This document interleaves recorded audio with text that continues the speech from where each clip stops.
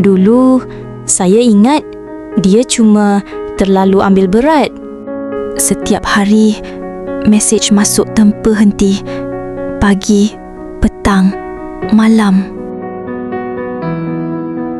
Sampai satu hari, saya perasan dia ada di mana-mana saya pergi. Dia mula muncul dekat rumah, dekat tempat kerja, berulang kali.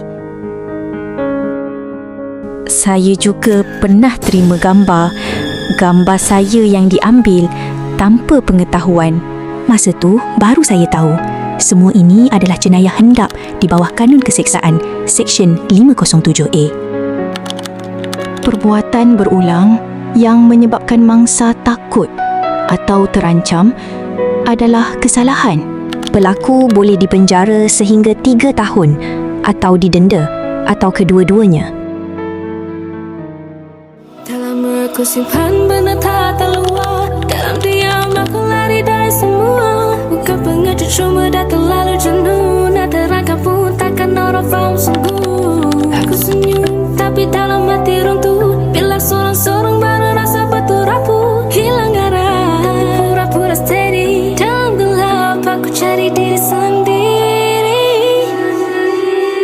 Macam tenungan waktu aku termenung, hingga tak sedar air mata terapung. Banyak berfikir walaupun hati kosong, tetap tersenyum walau hati berbohong. Sebab ku tahu tiada yang akan ambil berat saat aku penat ataupun